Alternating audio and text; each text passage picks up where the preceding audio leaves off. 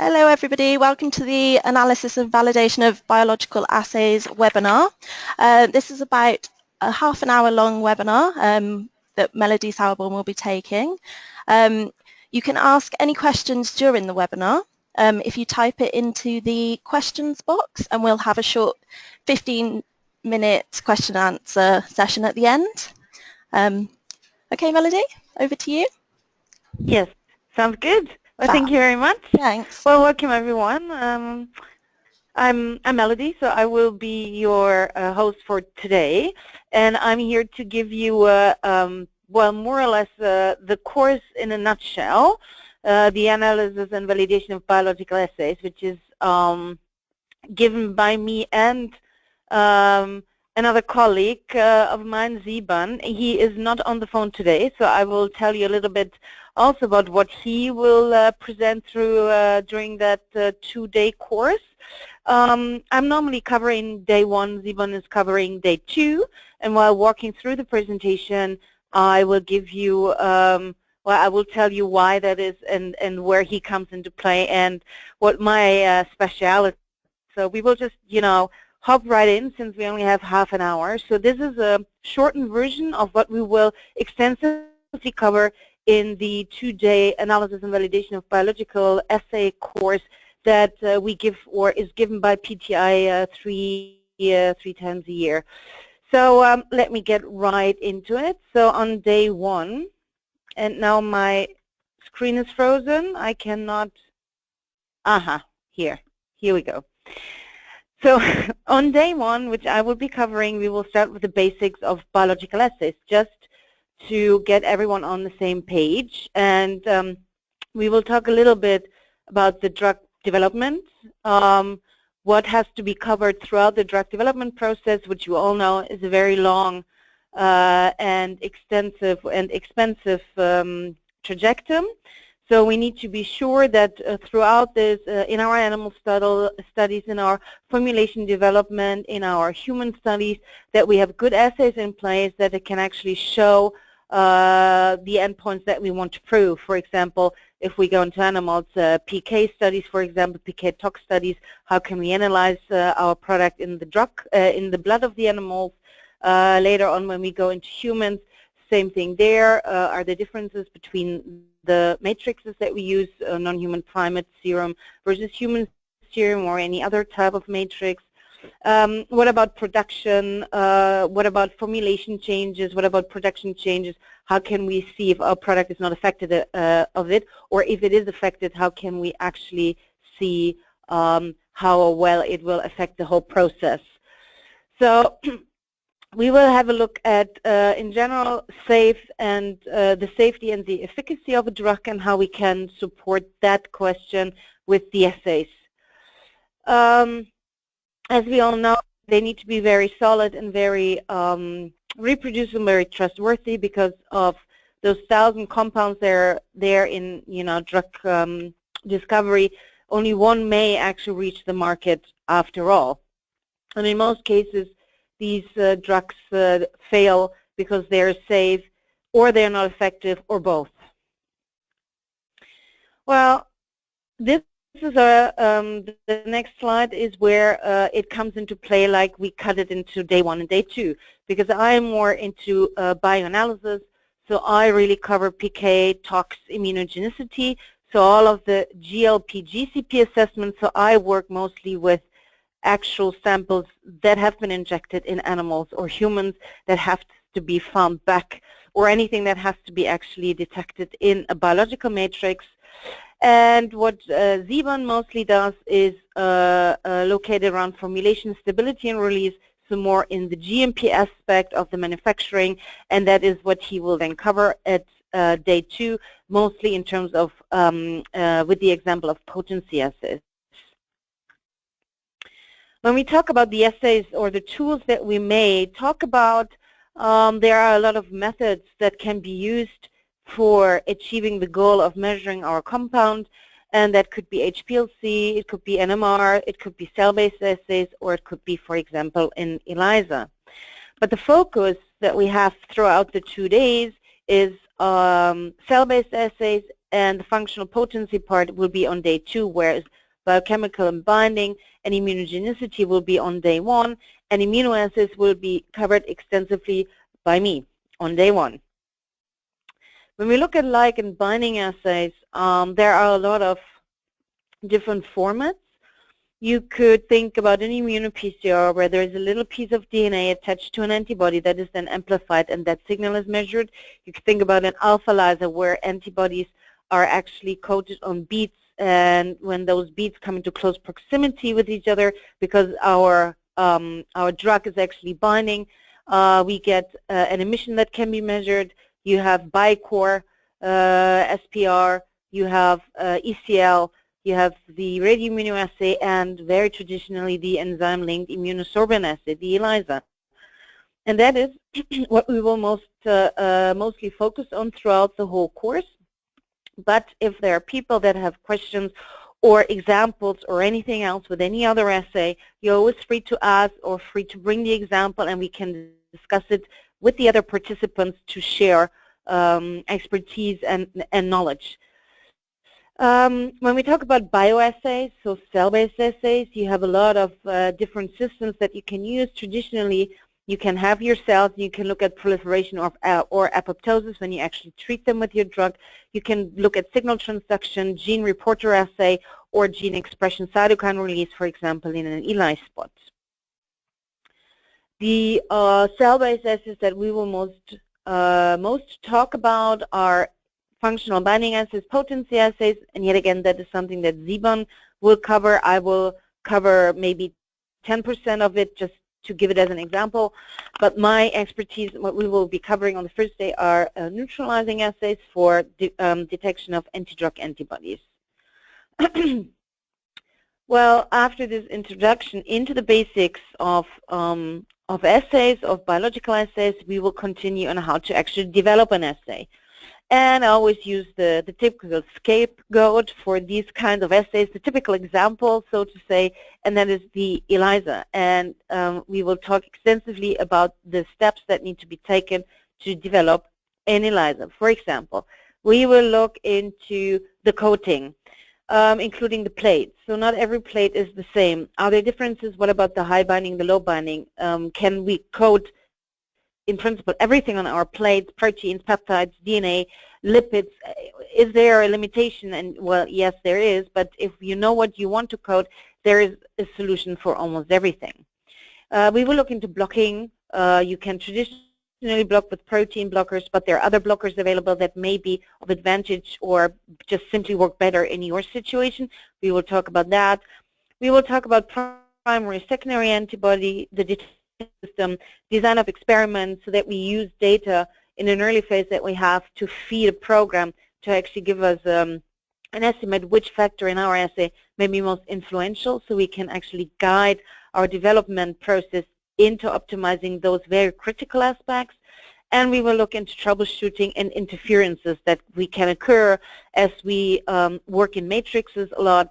There is a lot of components in the matrix that can actually interfere with our assay. So we will have examples, and we will think, and we will talk about it.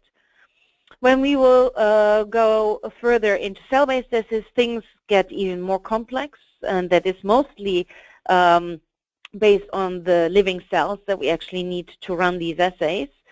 So we will talk a lot about cells in that part of the course. The cells within the drug development process can be used manifold. You have the biopharmaceutical production, you have the potency assays, you have the PK and immunogenicity assays. I will give you a little bit of background, but we will mostly talk about cells and their usage as PK immunogenicity cell-based assays, and Simon will extensively talk about cells in the context of potency assays. Once we have covered the basics, we will actually go a little bit into data analysis and modeling, so statistics. What we will mostly do is why we have to model the data that we have and how do we model the data. So, for example, we want to know if I measure an unknown sample or if I measure a blood sample that came from an animal on day 15, and I want to know how much drug is still present on day 15 in that particular mouse, I need to have a standard curve from which I can interpolate the concentration of the drug in my unknown sample. So I need to model the data that I have in order to have a good fit, in order to be able to say with a certain degree of certainty that, for example, I have 5 micrograms per milliliter of drug in my mouse on day 15. So we will talk about curve fitting extensively, the linear model and the nonlinear model. Here again, I will be mostly talking about the nonlinear model, 4PL, 5PL, whereas Simon will talk a lot about the parallel line and other curve fitting methods that are used when it comes to potency assays. After this dive into statistics, we will talk about immunogenicity. I will cover some basics of immunogenicity. Why is there immunogenicity? Why do we care about immunogenicity? And I met Amy once in person, one of the conferences. Is one of my most favorite quotes is that virtually all biologics are immunogenic. So yes, everyone should care about immunogenicity, and most people actually do. We will start off with a very famous example, the EPREX story, which took place 1998 until 2004, where there were actual people dying of the fact that they were injected with a recombinant human EPO. And I will tell you all about it at length and why people think that it happened during the course. But the only thing I can say here is aggregation and immunogenicity. So these are two topics that will be covered and discussed. But the most important part of day one, the most important part of the course is, of course, the validation and the qualification of the ligand binding assays and subsequently the cell-based assays. So in the most deliberate part of this course, sorry, we will talk about bioanalytical method validation. Sorry, I need to have a sip of water. So we will be talking about what we need when we have to do validation. So we need a quality management system and we need guidelines. And what I will cover in the first instance is the quality system. So terms we all know, we all work with, GLP, GCP, GMP, whereas Zebon will be mostly about GMP, where I will be mostly about GLP, GCP. What does it mean? What do we do with it? And then we will talk about the guidelines for bioanalytical method validation, whereas yet again here I will be mostly talking about FDA and EMEA guidelines, whereas Zebon mostly works and talks about other guidelines, which I will come to in a minute. So we will talk about the guidance for industry as they are written down by the FDA and the EMEA. We will talk about the development of these guidelines. We will then look into, for example, also the ICH. And here the ICH guidelines, this is something that Zebon regularly use, so day 2. So you will have covered during the course all guidelines that are out there that could be used to validate an assay. So you will get my aspect from an FDA EMEA guideline, whereas the next day you will get the insight of someone who mainly works with the ICH guidelines. The parameters, nevertheless, they're all very similar in the guidelines, and they're all in the first instance more focused on ligand binding assays, and we will extend them to the cell-based assays. So aspects or validation parameters we will be talking about with examples and how it may look like if you have to plot a calibration curve will be, for example, stability, dilution linearity, accuracy, precision, very important, incurred sample reanalysis, and other things that you may have come into contact when you were validating your assay. So we will go through them step by step. We will talk about the new drafts that were released in 2013, and maybe someone has experiences with them already or had a discussion with other people, so I'm always happy to hear what other people have experienced in their work in this field. And we will compare the active versus the draft version. And then we will continue our work in the guidelines when it comes to immunogenicity, because theoretically I will talk, or I will tell you about the background of immunogenicity, but when it comes to actually measuring immunogenicity, the guidelines on how to validate assays used for immunogenicity are still the same guidelines that are used for bioanalytical method validation. The guidelines about immunogenicity only tell you why there is immunogenicity and how you should approach it, but the actual guidance for the assays is the one we will discuss in more detail. When we come to the bioassays, because there are differences in the guidelines for cell-based assays, and there are also differences in the guidelines for cell-based assays when you talk about potency versus cell-based assays that are for neutralizing antidrug antibodies. So we will talk about that with an emphasis on Siban talking a lot about the potency assays. You will see differences and what they mean, or if there are really differences.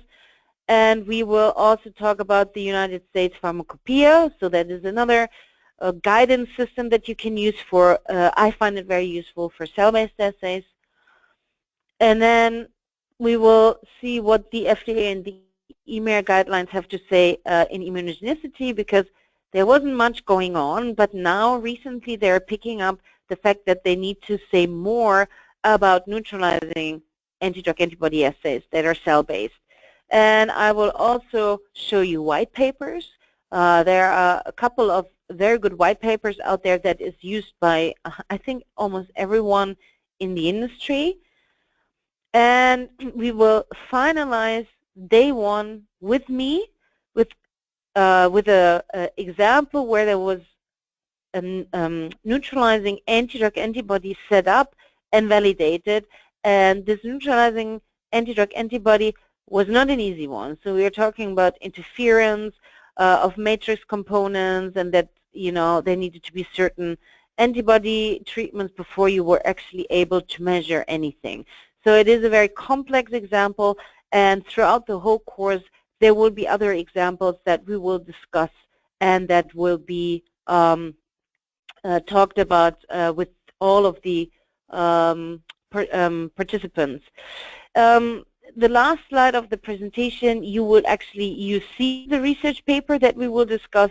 So if you are participating during the two-day course, feel free to download it already, to read it and mark questions that you have, because it is a very complex paper, it is a very complex essay, and I love to go through with it. And if people are prepared, it's even better, because then we can, you know, speak about the very important contents of this paper, and that is how we validate a very complex paper, a very complex essay, and actually still get it to work and get it actually to be used to eventually go and measure antidrug antibodies in patient samples.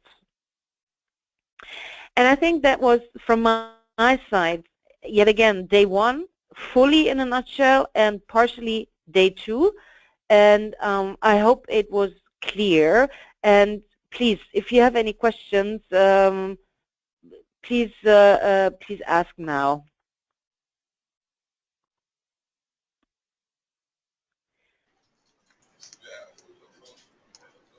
It's always scary if no one has a question. Either I was so good or I was so bad. So I never know exactly which one. So don't be shy. Okay, Melody, I've got one question. We want to access the 1033 chapter of the USP. Can you help us with that? Yes, for sure. Yeah, we can do that. So that is not a problem. Perfect.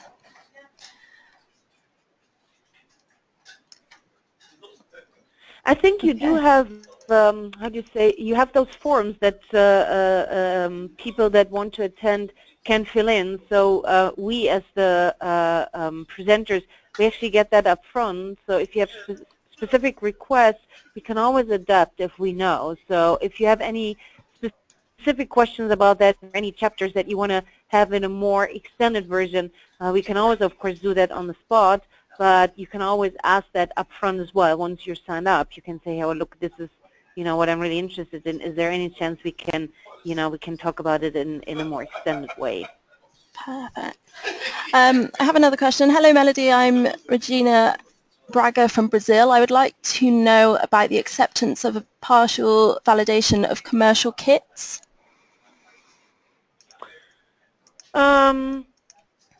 Well, I have to admit that my background is mostly in setting assays up from scratch.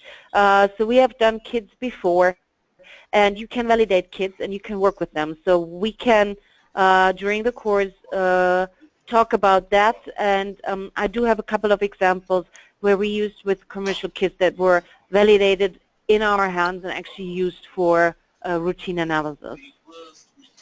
Okay. How about the HCP's generic assays in development and clinical phases? What parameters do I have to evaluate? Yeah, that is something that I cannot answer on the phone immediately, but I could, as I said, make a note and we can talk about it through the course. But we have worked with those kids, and yeah, there are things that we can discuss with the rest of the participants, and that we can make a few extra slides for. That's not a problem. Perfect. They're all the questions that I have so far, unless anybody else has got any. Perfect. Brilliant. Thank you very much, and thanks everybody for attending.